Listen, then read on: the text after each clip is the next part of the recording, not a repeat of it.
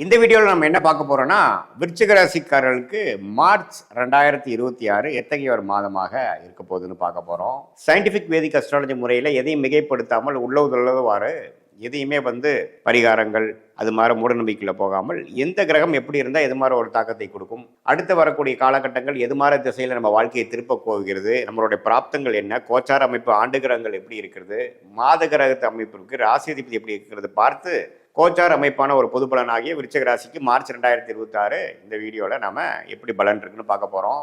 இப்போ பாருங்க, விருச்சிக ராசிக்கு குரு அஷ்டமத்திலே நீடித்திருக்கிறார் மார்ச் மாதம் முழுவதும். சனி 5ஆம் இடத்திலேயே நீடித்திருக்கிறார். 4ஆம் இடத்துல ராகுவும் தொழில் ஸ்தானமாகிய 10ஆம் இடத்துல கேதுவும் இருக்கிறார். ஸோ இது மாதிரியான ஒரு அமைப்பு ஆண்டு கிரகத்தின் அமைப்புகள் இப்படி இருக்கிறது. அதே சமயத்தில் மாத கிரகமாகிய ராசி அதிபதி ஆகிய செவ்வாய் பார்த்தீங்கன்னா மாத ஸ்டார்டிங்ல இருந்தே 4ஆம் இடத்துல இருந்து 10ஆம் இடங்கிற தொழில் ஸ்தானத்தை பார்க்கிறார். படிப்படியாக மாதம் முழுவதும் பார்த்தீங்கன்னா சூரியன் ராகு செவ்வாய் சேர்க்கை வருகிறது. அதே சமயத்துல சுக்கிரன் பார்த்தீங்கன்னா 5ஆம் இடத்துல இருக்கிறார், அவர் தப்பிச்சிட்டார். ஸோ என்னதான் சூரியன் ராகு செவ்வாய் அவிட்ட நட்சத்திரம் சதய நட்சத்திரம் கிட்ட நடக்கும் பொழுது குருவின் பார்வை கொஞ்சம் நிவர்த்தியை கொடுக்கிறார், 50% நிவர்த்தியை கொடுக்கிறார். பட் என்ன இருந்தாலும் விருச்சிக ராசிக்காரர்கள் தொழில் ரீதியான விஷயத்தில், தாயாரின் உடல்நல விஷயத்தில், இடம் வீடு வண்டி வாகனம் விஷயத்தில் நம்ம கேர்ஃபுல்லாக இருக்க வேண்டிய, முக்கியமாக அனுஷ நட்சத்திரம், விசாக நட்சத்திரம், கேட்ட நட்சத்திரத்தை, அந்த 3 நட்சத்திரத்தில் அதிகமான ஒரு பாதிப்பு பார்த்தீங்கன்னா உங்களுக்கு அனுஷ நட்சத்திரக்காரங்க, சனியின் நட்சத்திரக்காரங்களுக்கு ஒன்றுமே கொஞ்சம் இருக்குது. ஸோ அதனால் இந்த விருச்சிக ராசிக்காரர்கள் எல்லாரும் பார்த்தீங்கன்னா அந்த தொழில் ரீதியான, வேலை ரீதியான, வண்டி வாகனம் ரீதியான, தயார் ரீதியான விஷயத்தில் கொஞ்சம் கேர்ஃபுல்லாக இருக்கணும். எடுத்தமா கவுத்தமானு பண்ணக்கூடிய அமைப்புகள் கரெக்டாக வராது. ஏன்னா ஒரு வீடே வாங்குறீங்க, ஒரு இடமே வாங்குறீங்க, ஒரு விஷயத்துக்கு நீங்கள் போகிறீங்க, ஒரு வீடு, ஒரு ஆஃபீஸ் ஷிஃப்ட் பண்ணுறீங்க, எதாக இருந்தாலும் அங்கே எது மாதிரி விஷயங்கள் இருக்குது, அதில் என்ன குறைகள் இருக்குங்கிறது தீர்க்க விசாரித்து, அதே மாதிரி ஒரு இடம் மாற்றம், ஒரு தொழில் பண்றீங்க, ஒரு இன்வெஸ்ட் பண்றீங்க, ஒரு பொருளை வாங்குறீங்க, விற்கிறீங்க, எல்லாத்துலேயுமே ஒரு தெளிவு தேவைப்படக்கூடிய ஒரு மாதமாக 2026 மார்ச் மாதம் கட்டாயம் வருகிறது. ஏன்னா ராகும் சூரியன் சேருவது தப்பு. அது சூரியனே தொழில் ஸ்தானாதிபதியாக வருவதனால் ராகுவோட சேரும் பொழுது தொழிலில் டக்குன்னு கிடைக்க வேண்டிய ப்ராஜெக்ட் கொஞ்சம் பிரச்சனை ஆகுது.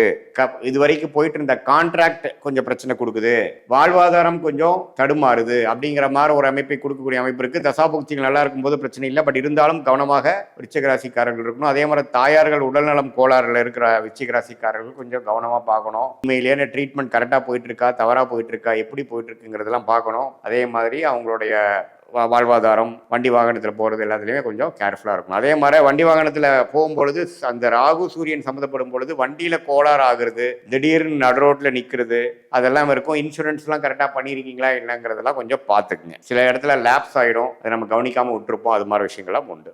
ஸோ இது மாதிரியான ஒரு அமைப்புகள் நிறைக்கக்கூடிய விருச்சிக ராசிக்காரர்களுக்கு மற்றபடி எப்படி சார் இருக்கு அப்படின்னா, சுக்கிரன் 5ஆம் இடத்துல இருக்கிறது அருமை. காதல் விஷயத்துல, அதே மாதிரி மற்ற உங்களோட விருப்ப விஷயத்துல, சொகுசு விஷயத்துல அதெல்லாம் தப்பு இல்லை. என்ன இந்த நான் சொன்ன விஷயத்துல கவனமா இருக்க வேண்டிய அமைப்புகள் இருக்கு. மற்றபடி குருவின் பார்வை 2ஆம் இடத்திலும் 4ஆம் இடத்திலும் 12ஆம் இடத்திலும் இருக்கனால விரயங்களுக்கு பிரச்சனை இருக்கு. விரயங்களுக்கு பயங்கரமா வரவுக்கு மேல செலவுகள் நின்று கொண்டே இருக்கும். செலவுகளை கட்டுப்படுத்த வேண்டியதா இருக்கும்.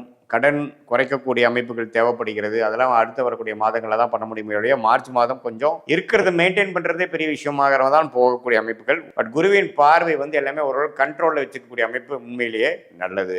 இதுதான் விருச்சிக ராசிக்காரர்களுக்கு மார்ச் மாதம் ஒரு மாதிரியான ஒரு அமைப்பு, கவனமாக இருக்கக்கூடிய அமைப்புகள் தேவைப்படுகிறது.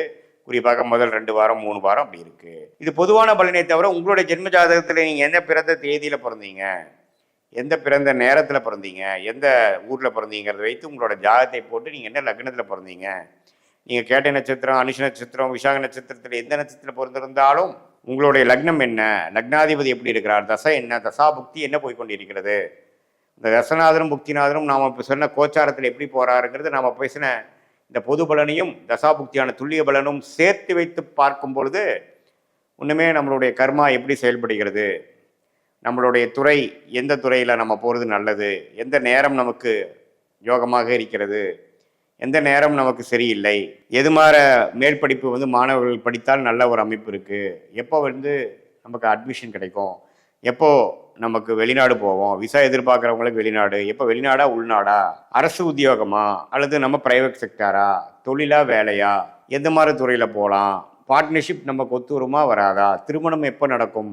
குழந்தைகள் எப்போ நமக்கு வரும், குழந்தை புத்திர விஷயங்கள் எப்போ நமக்கு கிடைக்கக்கூடிய அந்த பிராப்தம் கிடைக்கக்கூடிய அமைப்புகள் இருக்குது, எப்போ வந்து நம்ம நெக்ஸ்ட் லெவல் லைஃப்பில் ஸ்டேஜில் நமக்கு முன்னேறுவோம், இப்படியே வாழ்க்கை போயிட்டுருக்குது, எப்படி நம்ம வந்து முன்னேறுவோம், மாறணுமா, இடம் மாறி தான் முன்னேறுவோமா, அல்லது இருக்கிற இடத்துலையே முன்னேற முடியுமா, நம்ம குழந்தைய ஃபேமிலியை பிரிஞ்சிருக்கிறமே எப்போ சேர்ந்துருக்க முடியும், இது மாதிரி எல்லா மனதில் இருக்கக்கூடிய கேள்விகள் எல்லாமே சயின்டிஃபிக் வேதிக் அஸ்ட்ராலஜி முறையில் எந்த விதத்தையும் மிகைப்படுத்தாமல் உள்ளவாறு ஒரு கிரகம் நீங்கள் பிறக்கும் பொழுது பிறந்த தேதி, பிறந்த நேரம், பிறந்த ஒரு வச்சு எது மாதிரி இருக்குது, ஸ்தானபலம் எப்படி இருக்குது, திக்பலம் எப்படி இருக்குது, திருக்பலம் எப்படி இருக்குது அப்படிங்கிறதெல்லாம் துல்லியமாக பார்த்து அதன் பிரகாரம் கோச்சார அமைப்பையும் சேர்த்து அது மூலமாக நம்ம எந்த அமைப்பு எந்த மாதிரி திட்டங்கள் தீட்டணும், நமக்கு என்ன பிராப்தம் இருக்குது, எது நமக்கு கரெக்டாக வருங்கிறதெல்லாம் தெரிந்து அந்த தசாபுக்திகளுக்கு தகுந்த மாதிரியும் இப்போ நடக்கக்கூடிய கோச்சார அமைப்புகளையும் மிக்ஸ் பண்ணி நம்ம பார்த்து நம்ம பிராப்தத்தை நாமளே அறிந்து, எப்படி நம்ம ஒரு கூகுள் மேப் வந்து நம்மளுடைய போகும் இடத்தை போய் காட்டி கொடுக்குது, எவ்வளோ டிஸ்டன்ஸ் இருக்குது,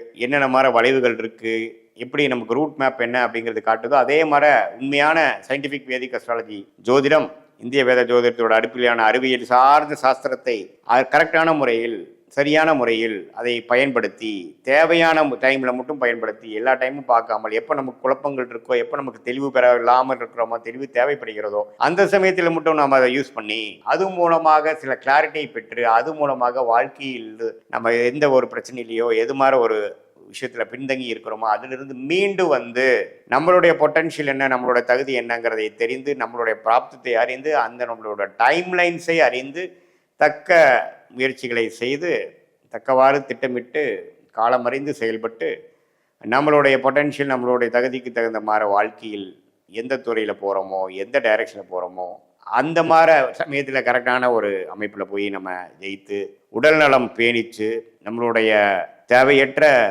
பழக்கங்கள்னாலையும் தேவையற்ற எண்ணாற்றங்கள்னாலையும் இருக்கக்கூடிய நிம்மதியை கெடுக்காமல் ரியாலிட்டி என்ன, நம்மளை சுற்றி இருக்கக்கூடிய ரியாலிட்டி என்ன, இப்போ எப்படி சிங்க் ஆகி போகுது, நம்ம வந்து வாழ்க்கையில் வந்து ஒர்ஸ்ட்டு ஓவரா, உண்மையில தான் குட் இஸ் கம்மா, இப்போ வரப்போகுதா, இதெல்லாம் தெரியும் பொழுது நம்ம என்னென்னா நீங்கள் தான் வாழ போகிறீங்க, அதில் ஒன்றும் மாற்றம் இல்லை. பட் என்னென்னா தெளிவு பிறந்தால் வழி பிறக்கும் அப்படிங்கிறது தான் வந்து அடிப்படை. அந்த தெளிவு எப்படி சார் கிடைக்கும் அப்படின்னா நம்மளை பற்றி நம்மளே அறியுது. அது எப்படின்னா ஜோதிடம் வந்து உங்களுடைய கர்மாவை சொல்லி உங்களுடைய நேச்சரை சொல்லி உங்களுக்கு எந்த விஷயம் ஃபார்ச்சுனேட்டாக இருக்குது, எந்த விஷயம் வந்து எப்போ கைகூடும், எந்த டைரக்ஷனில் போகிறது தவறு, எந்த டைரக்ஷன் நமக்கு நல்லதுங்கெல்லாம் தெரிந்து அது மூலமாக சரியான நேரத்தில் சில விஷயங்களை செய்து திட்டமிட்டு செயல்பட்டு வாழ்க்கையில் எளிதில் வெற்றி பெற முடியும் என்று சொல்ல விரும்புகிறேன். மீண்டும் மற்றொரு காணொலியில் சந்திப்போம். நன்றி, வணக்கம்.